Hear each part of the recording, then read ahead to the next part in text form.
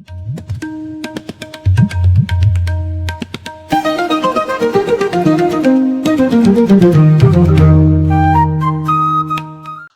साथियों, देवशास्त्रों के एक और नए सेगमेंट में आप सभी का स्वागत है।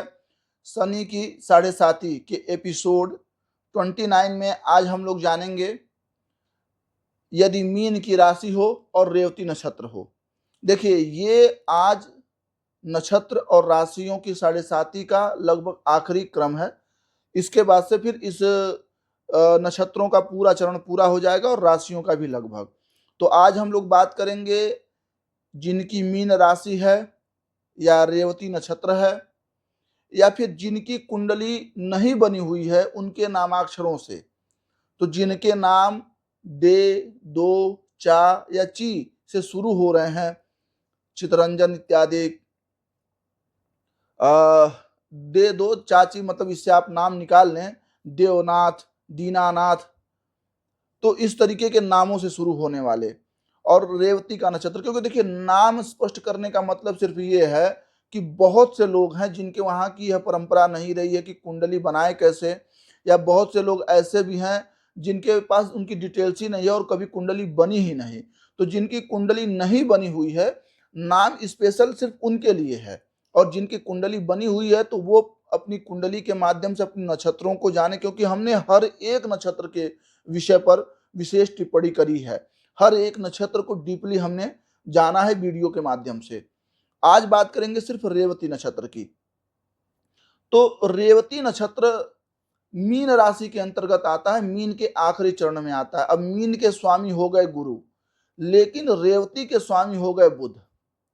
तो जो भी लोग इस रेवती या मीन से जुड़े हुए हैं या फिर जिनकी कुंडली नहीं है लेकिन उनका नाम का पहला अक्षर दे, दो, चा या ची है, तो वो भी अपने आप को इसी से ही संबंधित जाने।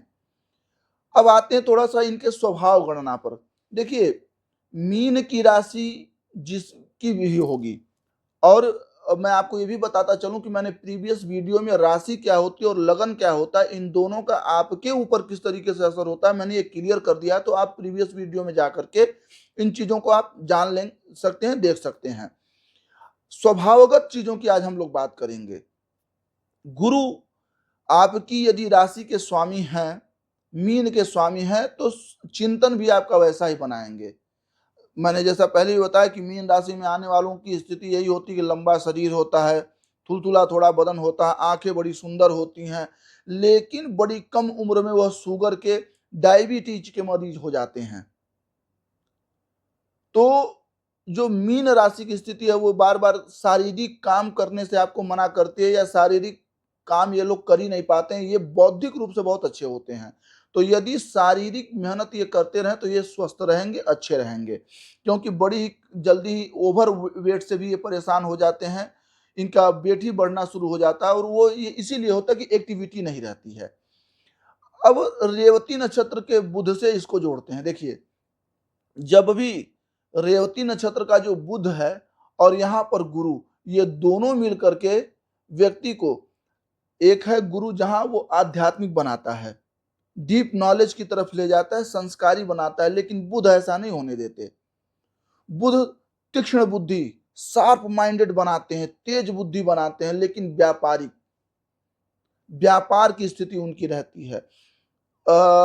एक बात मैं और आपको बता दूं कि जितने भी व्यापारी वर्ग हैं, जो बिजनेस करने वाले लोग हैं, वो सबसे दोस्ती नहीं कर सकते हैं। वो अगर दोस्ती करेंगे तो उनका खुद का व्यापार डूब जाएगा, और बुध इसी विचारधारा का होता है।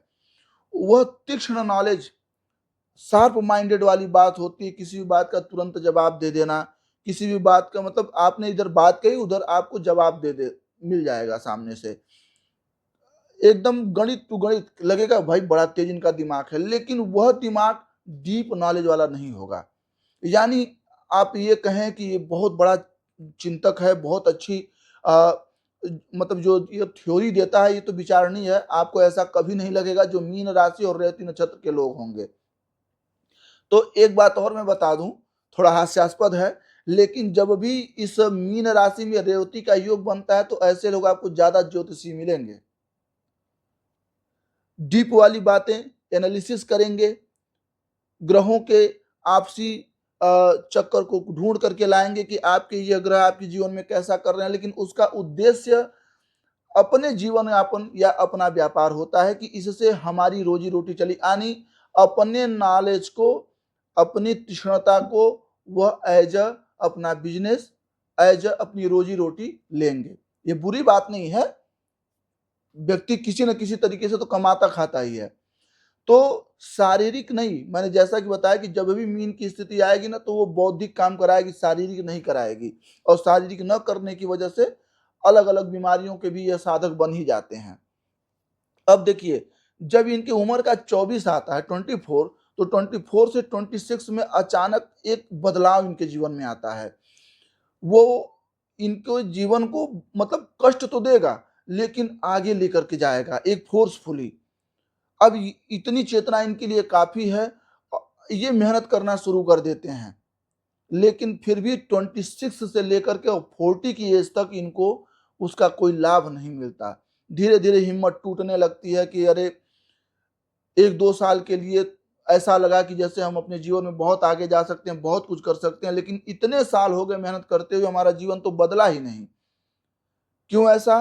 क्योंकि बुध और बृहस्पति, इन दोनों के ही गुण, बुध जहां कम उम्र में ही आपको लाभ देंगे, तो उन्होंने 2 साल का लाभ दिया, लेकिन बुध आपको लॉन्ग टर्म लाभ नहीं दे सकते हैं।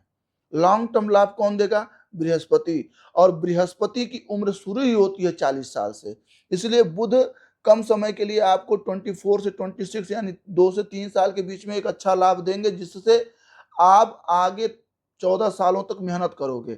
लेकिन असली जो वास्तविक, हम यदि आपकी तरक्की की बात हम करें, वास्तविक आपके नाम, यश, धन, वैभव की बात करें, तो आपकी 40 से शुरू होगी, 40 के उम्र से शुरू होगी, क्योंकि 40 की उम्र से गुरु एक्टिव हो जाएंगे, और फिर ये चीज आपके उम्र के 54 साल तक, 54 की एज तक बहुत अच्छी चलेगी। 54 के बाद यह ग्रह आपका साथ देना कम कर देगा। अब आप जबरदस्ती उसे कर रहे हैं तो आपकी अपनी बात है, लेकिन जबरदस्ती भी आप कुछ 1 साल ही कर पाएंगे। लेकिन इन जो 14 साल है, 40 टू 54 तक, इसमें आपको हर एक चीज आप ही के अनुकूल लगेगी, आप जैसा चाह रहे हैं वैसी स्थिति हो रही है। और मैं बार बार एक बात आपको दर्शाने की कोशिश कर रहा हूं कि किसी शारीरिक योग्यता में आप नहीं दिखाई देंगे, आप जहां भी दिखाई देंगे बौद्धिक योग्यता में दिखाई देंगे। अच्छे पंडित हैं, अच्छे ज्योतिषी हैं, अच्छे सलाहकार हैं, अच्छे वैज्ञानिक हैं, मतलब बौद्धिक कार्य जितना भी होगा उसमें एकदम हाई पे आपका नाम जाएगा, एकदम चारों तरफ आपकी जय जयकार होने लगेगी, सब लोग आपसे मिलना जुलना, आपसे बात करना। क्यों? क्योंकि गुरु की अवस्था ही 40 के बाद से शुरू होती है। तो जब भी आपके जीवन में कभी कोई दिक्कत महसूस हो रही हो, आपकी 7.5 चल रही हो, तो सबसे पहले जाने, यदि आप विशेष करके ये जो दे दो चाची से जुड़े हुए नाम वाले हैं, रेवती नक्षत्र वाले हैं, या मीन राशि वाले हैं, तो सबसे पहले बुध की स्थिति देखें कि बुध की स्थिति क्या है कुंडली में। और मैं पहले से भी ये बताते आया हूं कि लगभग 99% कुंडली में बुध स्वतंत्र फल नहीं देते। बुध जब भी फल देते हैं तो सूर्य के साथ ही रह करके फल देते हैं, क्योंकि 72 डिग्री, 72 डिग्री से ज्यादा कभी दूर सूर्य के बुध जा ही नहीं सकते हैं। तो बुध के साथ साथ सूर्य की भी अवस्था देखें आपकी कुंडली में कैसी है। यदि यह दोनों ग्रह आपकी कुंडली में अच्छे हैं, तो आपको शनि की 7.5 हो या जीवन के कोई अन्य क्रम हो, आपको लाभ देंगे। यदि इनकी अवस्था अच्छी नहीं है, तो आपको काफी दुख दिक्कत का सामना करना पड़ेगा। अब अगर ऐसी स्थिति है, तो फिर इसके लिए हम क्या करें, क्योंकि अपने बुध को हमारी कुंडली में कितने डिग्री का बैठा है ये हम तो सही कर नहीं सकते। भाई, जब हमारा जन्म हुआ या जो हमारा नाम रख दिया गया, तो उसके अनुसार हमारे बुध हो गए। तो अब हम क्या करें? तो इसके लिए पूषा देवता की पूजा करनी है। पूषा कौन है? तो भगवान सूर्य नारायण, भगवान दिवाकर का, भास्कर का पूजन करें। जो उदित हो रहे सूर्य है ना, सुबह के उदित हो रहे सूर्य, उनका पाठ करिए, उनका पूजन करिए, उनका दर्शन करिए, और आदित्य स्तोत्र का पाठ करिए। जीवन के किसी भी क्षण में आप रहेंगे, आपको लाभ ही लाभ मिलेगा, यश ही यश प्राप्त होगा। क्योंकि यह जो राशि है मीन राशि, और इसके साथ ये जो जुड़ा हुआ रेवती नक्षत्र है, यह नाम बहुत ज्यादा देता है जीवन में। खूब नाम होगा, चारों तरफ नाम होगा, जय जयकार होगी आपकी। तो भास्कर की तरह, सूर्य की तरह ही प्रकाशमान आपका जीवन होगा यदि आप भगवान सूर्य की आराधना करते हैं। आई होप कि आपको ये फैक्ट एनालिसिस यूजफुल लगते होंगे। कृपया ज़्यादा से ज़्यादा इस चैनल का नाम डेप्थ एस्ट्रो है, इसे ज़्यादा से ज़्यादा आप लोग लाइक करें, सब्सक्राइब करें और शेयर करके हमारी रीच बढ़ाएं। कमेंट के माध्यम से किन विषयों पे और चर्चा आप चाहते हैं, किन विषयों पे और आप एनालिसिस चाहते हैं, कृपया अपने कमेंट के माध्यम से हमें बताते रहें। धन्यवाद।